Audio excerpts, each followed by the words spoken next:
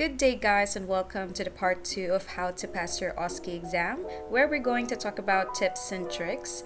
If you haven't yet, please check out part 1 of this video. I'll link it here and in the description box below. Okay, I think we're finished with the setup. Now I'm going to tell you some tips and tricks that I did that was very helpful for me. I really don't want to tell you or reveal my exam result, but I think it's important for you to know that I aced my exam, of course, with God's grace. Just in order for you to know that what I'm telling you, the tips and tricks that I'm telling you are reliable and they actually work. They work for me, so it might work for you. You know, I just want to share these tips and the safest way possible that I can. So my first tip would be actually enroll to a review center. That is actually the most vital tip here, is actually enroll to a review center, because you can't do it by yourself, I'm telling you. Actually, I haven't known anyone have the courage to do DIY. I don't know anyone, so that's my advice. Enroll to a review center. And number 2 is actually familiarize ISBAR. In my country, our documentation is actually FDAR. For some countries, probably it's still SOFI. I'm not sure. But in Australia, it's always ISBAR. Either you're endorsing or documenting, it's always ISBAR. So yeah, again, familiarize yourself with ISBAR. Third one is actually practice with different people. Of course, we want to practice comfortably. We wanted to practice with a person who understands our native language. It's okay. It's okay to practice within your comfort zone. But to be honest, I highly recommend practice with different nationality, because hello, that's why you're trying to become a registered nurse here in Australia. You will actually work with people with different races. I mean, the workplace is very diverse here in Australia. That is why it's important for you to be able to learn how to actually communicate and interact with other people, especially in OSCE. It's going to help you as well. If you're thinking that all of your patients are Australians, it's not. During your review, practice with different nationalities already. Somehow during OSCE, it will not add to your stress level that, oh my gosh, I don't understand their accent because I'm used to my accent. You know, your confidence might decrease if you get intimidated with a specific race. Let's be realistic, some people will get intimidated, so might as well practice as early as possible. Practice speaking and expressing in English. Yeah, let's say for example, if I've practiced with a non-philo person, definitely I'm gonna be speaking in English. Speaking in English is not very hard for us, but being able to express yourself, express what you really mean, what you want to say in English, that's the hardest part. So might as well be able to start practicing during your review, just so during your OSCE, whatever your patient tells you, you're gonna be quick responding. You only have 8 minutes, so time is very vital here. If you took 10 seconds to process that and then another 10 seconds to translate what you want to say, that's already 20 seconds wasted. Bring a friend or family in the test center. Let's say for example, I'm from Sydney. If I'm going to the exam in Adelaide, I have to bring someone. They will actually help you debrief your emotion. They will actually help you de-stress. And you know, after the exam, to be honest, that's what happened to me. Everyone is in shock. Everyone is crying inside. I'm not trying to scare you. It's just very emotionally challenging. I'm already telling you this, so you know what to expect. So having someone be in charge of everything, that's already important, especially before exam. You know, oh my gosh, I'm so nervous, I'm so nervous. Like, at least you're talking to someone. You're already releasing the stress, sharing the stress, giving the stress, and oh my gosh, take it, instead of keeping all inside and then during OSCE burst out in tears. But I'm not scaring you guys. I'm telling you, after everything, you'll realize, okay, since I practice, it's easy. Practice any procedure less than 8 minutes. It's true, but this is my advice to everyone. Practice within 6 minutes. I know 8 minutes is the time given by OSCE, but practice all of the procedures. You have to finish by 6 minutes. Of course, first 8 minutes first, and then the second week probably 7 minutes, and then the third week you're practicing, make sure you finish within 6 minutes. You're going to actually be able to find ways for you to do it within the time frame. It will actually help you a lot. The 2 minutes allotted remaining, these 2 minutes are actually your room for error. So if you block out for like 30 seconds, still you're gonna be able to finish it, because you know how to finish it less than 8 minutes. 2 minutes is your allowance for error. During my case, yes, I think it's safe to say this, I'm specifically looking for something and then I can't see it. I think I took at least a minute for me just to look for that specific thing that I'm looking for. Probably I'm anxious. So I paused, did my deep breathing. I think it's the 3rd time I check or 4th time I check. That's the only time I actually saw what I'm looking for. And I was able to pass that station because I practiced for less than 8 minutes. So that me losing 1 minute of my time is okay. There are stations that I finish early, it's fine. You can talk to the patient, you know, and if not talk to the patient, just stay in the corner and then wait for the time, you know. You can do that, it's fine, but please always practice within 6 minutes, not 8 minutes. Okay, the next one is during your practice, make sure you're doing positive affirmations, deep breathing, practicing. It's fine, just do them. Like, oh my gosh, I've been practicing nursing in my country, and of course I am a safe nurse, you know. You have to keep telling yourself that even though you don't have an experience, enough practice will actually help you pass the OSCE. They're assessing you as a newly graduate nurse. They're not assessing you as an expert level nurse. So you can still do it even though you don't have experience. If you're anxious during your exam, you have to know what to do in order for you to remove your anxiety or relieve your anxiety. You have to practice doing that. During your OSCE, of course you'll be nervous because you're gonna be, you know, facing an assessor and you know you're graded, someone is watching what you're doing. Of course you're gonna be anxious, so might as well learn specific things that can help you relieve anxiety. That's important. Practice under pressure. Of course, time can actually help you under pressure. Second one is, let's say for example, you're my partner during my practice. I'm gonna make sure I'm gonna challenge you. Ask a question to your partner. You're gonna caught them off guard, and then they're gonna be able to feel the pressure to actually give you a proper answer. Like, practice that. It's actually important for theirs and yours growth. You're making it difficult for her today so that during the actual exam it would be easier for her. Like, any question, any scenario, any kind of patient, they know what to do, they know what to answer. This will actually increase their confidence during the OSCE exam, that they're familiar with the case. Okay, the next one is practice speaking clear and fast. That's what actually helped me. It should be continuous talking. Like, you only took one breath and then say everything. That's it. I'm telling you, have to practice speaking clear and fast. Practice with different scenarios. What we did with my classmates, we have like different beds in our laboratory, and then we set up like, this is a vital signs station, this is a CPR station, this is a IV priming station, this is a medication station. We did that, and then we placed some scenarios. Of course, everyone is assigned, okay, you do the scenario today, you do the scenario tomorrow. We did that. We set up the station. We actually bought some stickers. Do that as well, like label stickers, you know. Make an ID bracelet, just so you actually practicing the ID, you know, identifying the patient with the ID band. During your practice, don't pretend. Let's say for example, I'm pretending this is a medication bottle. Practice like actually reading it, because if you're practice pretending and then during your OSCE exam you don't know where to find the expiration date, it will take time for you to actually know where they are located. That is why practice with stickers, in order for you to be familiarized looking for the actual expiration date. It helps, because if you're familiar where the expiration date is, it will be easier for you during the exam to actually locate them. Scenarios can actually are very helpful. Let's say for example, if today you're practicing IV medication with amoxicillin, tomorrow use an ampule. Practice different medications in order for you to be familiarized reading, what do you call that, drug book. What if it just so happened that during your OSCE you were given a scenario that is very familiar to you, and then definitely you're gonna be confident. It will add with your confidence. Okay, today you did this kind of scenario, tomorrow change it, challenge it. Make sure that the scenarios are very challenging to the point that you're making the reader actually think. Some of the stations will actually test your knowledge with whatever you're doing, so might as well familiarizing yourself with different scenarios increases your knowledge. And also, oh my gosh, use mnemonics. I cannot stress this enough. Use mnemonics. This is actually one of the important tip or trick that I did during my practice. I'm creating mnemonics because this is me, okay? If you're like me, then this mnemonics will help you a lot. There are some procedures that it is important for you to do them during the initial stage before you even go to the preparation area, right? What I'm doing is, let's say for example, this is is my patient bedside, and then this is the preparation area. Okay, this is the preparation area. So while I'm here, it is important to ask this and then this. And then sometimes before I leave my patient, I'm always doing this. Wash my hands and then I'm like this.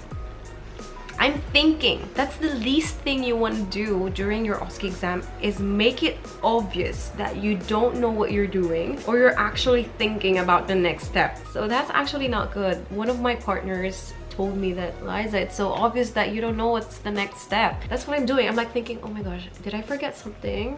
That's what's in my head. Did I say everything already before going to my preparation area? This is me doing my hand hygiene. That's actually wasting my time. That's not good. So I thought to myself, okay, I have to create mnemonics in order for me to, you know, let's say for example, it's a blood transfusion administration. It's just an example. There are things that are very important during the administration, blood transfusion administration. There are things that are important that you have to do during the initial stage before even gathering the bag. You know, if once you gather the bag and then you haven't asked these questions, that's already a minus points for you. So what I do is I created like HIV mnemonic. Age is, did I already ask the history? Blood transfusion reaction history. Have you had any blood transfusion reactions before?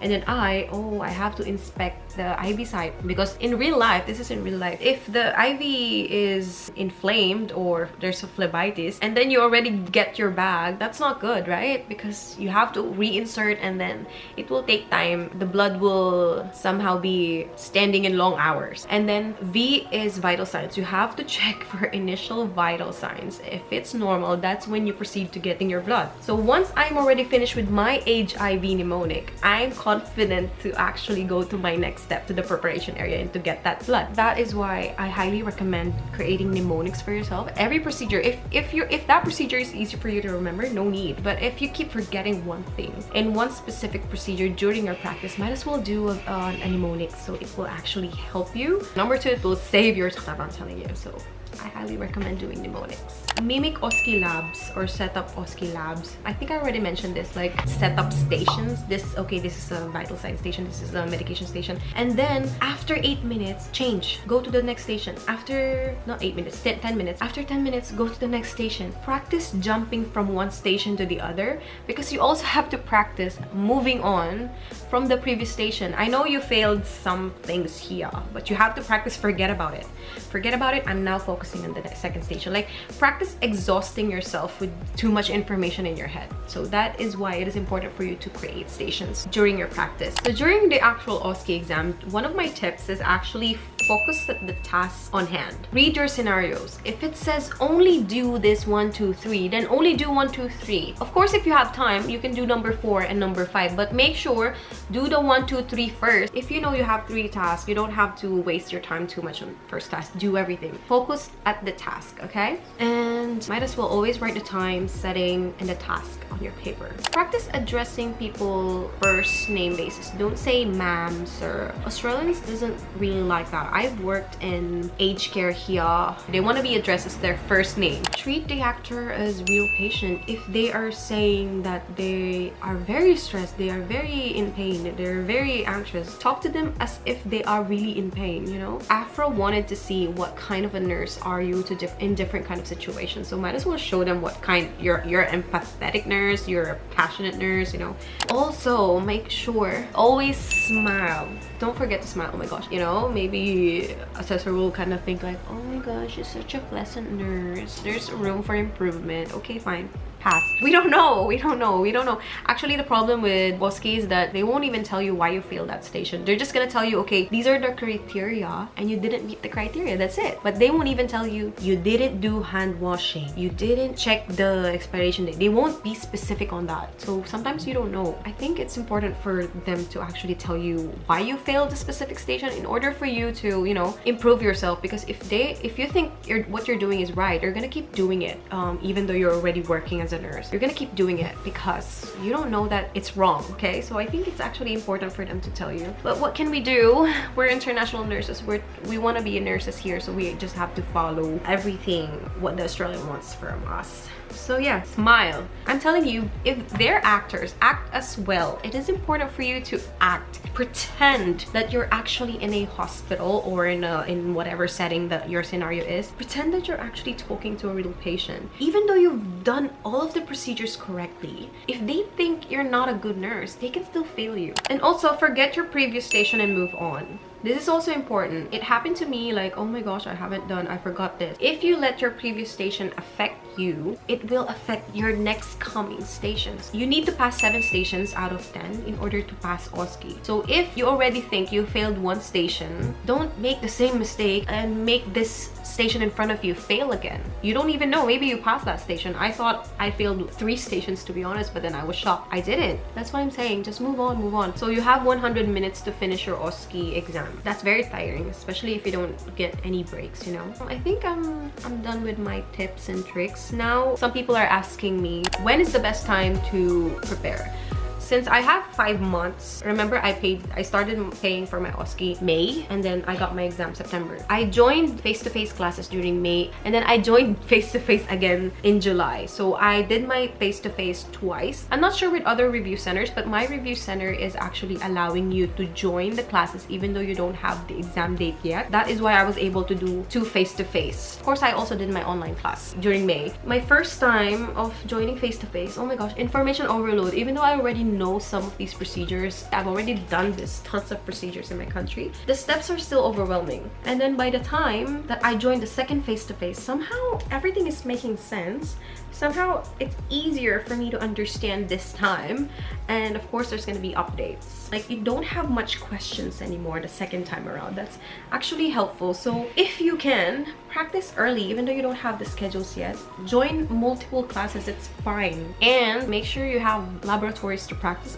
People are asking me, do you think I can actually practice at home? I don't recommend that, because number one, you don't talk to different people. Remember, I mentioned to you why it is important for you to actually practice to different people and being able to express yourself in English. And number two, you don't have all of the equipments at home. It's not like you already have like a dummy, CPR dummy at your home. If you have all of the equipment, lucky for you, but that's not the case to everyone. I suggest practice to an actual laboratory. When I say laboratory, meaning your review center where you practice. Some people are asking me, Liza, how many months should I prepare for OSCE? Like what I said, remember I prepared for like, of course that 5 months is not actually straight 5 months. My first month is online classes, face-to-face classes, and then I stop because I still don't have my schedule yet. I think end of July to August. That's when I started to join face-to-face again, because I already have my date during July. That's when I really started practicing. If it's gonna be continuous review for you, unlike me, like I have my first batch of review and then second batch of review. But if it's not the case for you, let's say for example you're only going to do the face-to-face once, so I think it's gonna be 6 weeks. First week is your online class. The second week is your face-to-face week. This is for me, okay? If I only did the face-to-face once, this is my timeline. My third and fourth week, I'm already practicing what I learned from my face-to-face, but I'm still working here because of course we need them dollars, you know. I'm still working half-half, you know. I'm working 3 days a week and then 2 to 3 days of practice. And then the remaining 2 weeks, these are the most extensive practice. File a leave for this one. Do not work during your remaining 2 weeks. Focus on OSCE, because hello girl, if you didn't focus on OSCE, you're gonna pay another $4,000 and that's not a joke. So might as well just focus on this one. So you get the idea. That's already 6 weeks, right? That might work for you, but there are people that needs more time. So that's when I suggest that you actually do 2 face-to-face sessions, you know. But that's my case. It's always a case-to-case basis. But if you think you needed more time, go take your time, because this is not a joke. It's an important decision of your life. So might as well do what works for you. I think that's it. If you still have questions, please do comment down below in the comment section and I'll try to answer them. If you want me to do like because I'm at the process of after registration already for my license, questions. So if you wanted that kind of video as well, I can actually share it with you. Of course, we're gonna do the next step because of course you're gonna pass OSCE. Prayers, oh my gosh, I forgot to say prayers. Never ever forget praying. Whatever your religion is, pray. You cannot do this alone. You need God in your life. You need a sacred spiritual help, so might as well pray. So yeah, if you like this video, give me a thumbs up, comment in the comment section below if you have any questions, share this to your friends, and subscribe to my channel. And yeah, thank you for reaching this part of the video, this end part of the video, and see you guys on my next one. Bye.